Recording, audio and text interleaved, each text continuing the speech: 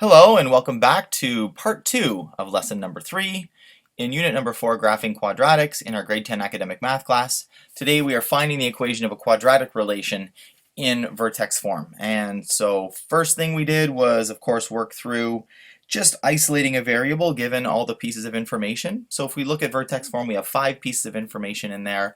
If we have 4 of them, we can then find a missing value, which is what we did here in example 1. Example 2, we were actually given the 3 values that we need to create a quadratic relation in vertex form, which is the a, h, and k value. And then we went on to work through a second example where we weren't given a, h, and k. We had to find a first, and then we were able to create the equation in vertex form. So we're going to pick it up here with part C of example number 2, and it says, using a formal check, determine if point 4, negative 11 lies on the parabola y equals negative 3 bracket x minus 2 all squared plus 1. So what we want to remember here is that if I have a parabola, maybe we'll just look at the parabola in this question, although it's not the one from the question above. When it says, hey, is this particular point on the graph, what we know for sure is that any point on this line will necessarily make the equation of that graph's left side equal to the right side. So I guess what I'm saying is when I substitute that point into this equation and I evaluate left side equals right side and we figure it out, if the left side does equal the right side, then we know that that point is on this parabola. So let's work that out. First thing we're going to do, and when it says formal check, that's exactly what it means, is doing a left side versus right side. So here is our left side, and the left side is equal to just y, and y, if we have this point here, this is x, and this is y, so my left side will be equal to negative 11, and my right side will be equal to the remainder of that. So that is negative 3, and instead of x, I'm going to be putting in the 4 provided from my point minus 2 all squared plus 1. So now that we're all set up, the left side of my equation is already down to a single term, the constant term negative 11. So now I just need to evaluate the right side. So in doing this, I want to be following bedmass. So negative 3, I'm going to work the bracket first. So 4 minus 2 gives me 2 squared plus 1. I'm going to work the exponent next. So negative 3 times 4 plus 1. I'll do the multiplication next, which is negative 12 plus 1, and that gives me negative 11. And that means that my left side is equal to my right side, which is nice. So we can just write that down. Left side equals right side. I usually celebrate by putting a happy face on. That's optional.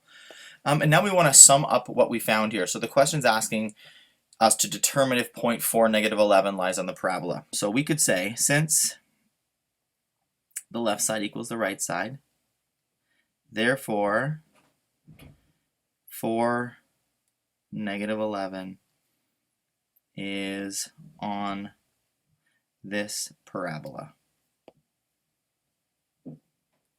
That's just a nice summing up of our result. And there we go. So that's how we can determine if a point. So if the left side hadn't equaled the right side, then we'd know that the point is not on this particular parabola. That's what it would tell us. Fortunately, left side did equal right side, so we're okay. Let's head on to our final set of examples. Let's clean that up a bit. And it's saying, use the following graphs to determine an equation for each quadratic relation. So we have some graphs. We still need a, h, and k to put this thing in vertex form. So I've written down the vertex in this case. So here's our parabola. The vertex is negative 1, negative 1. So I've written that down over here as my h and my k.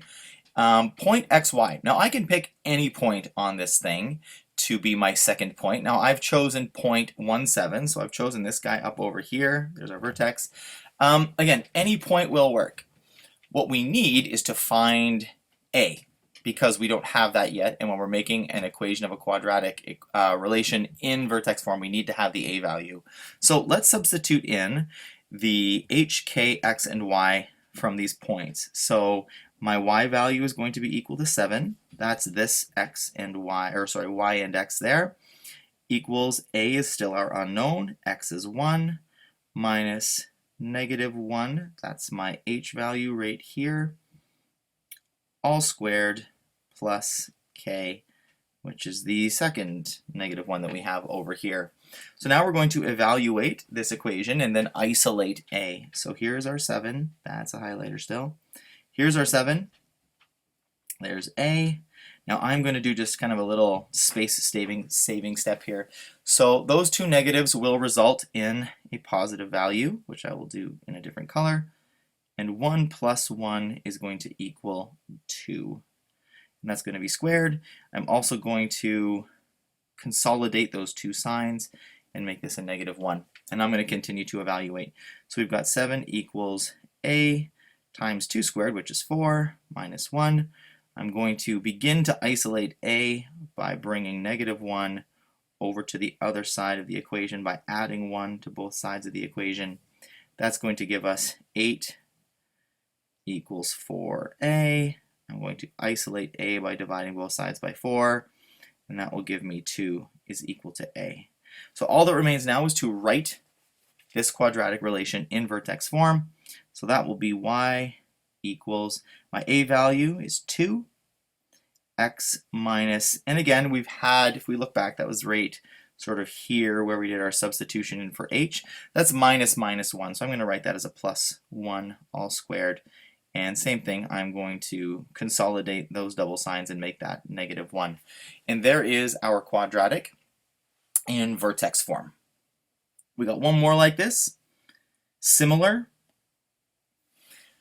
Here we have it. So we're looking again. We need the vertex and any point, and we substitute that in order to find the thing we haven't been given here, of course, is the a value. So what I discourage you from doing is looking at, well, the vertex is pretty straightforward. That's going through 0, 0, right? So let's get that down. We've got h equal to 0, and we've got k equal to 0. That's pretty straightforward. That's nice. Now, I would discourage you from picking either of these 2 points as your next point. It's because, I mean, it kind of looks like it's a quarter, a third, who knows.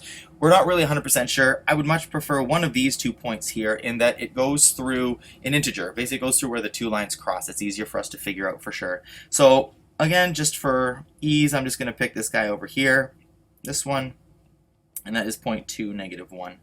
So x is equal to 2, y is equal to -1. And now, as before, I'm going to substitute in and isolate a. So let's do the substitution step. We've got -1 equals a. Our x value is 2 minus my h value is 0, all squared, plus 0. That's my k.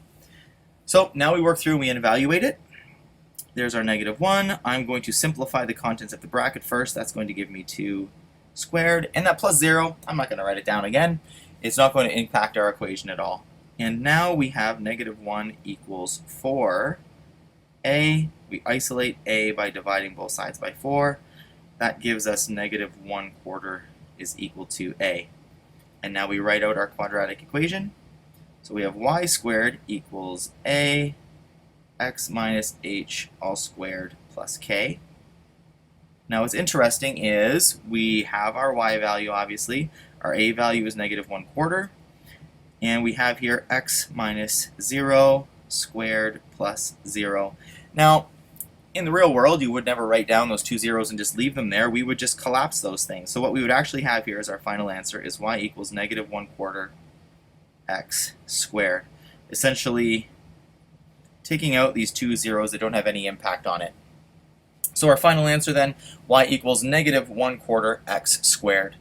And that is the end of lesson number 3. If you have any questions, rewatch the video. Still have questions, drop me an email. Good luck with the homework, and we'll see you in lesson number 4.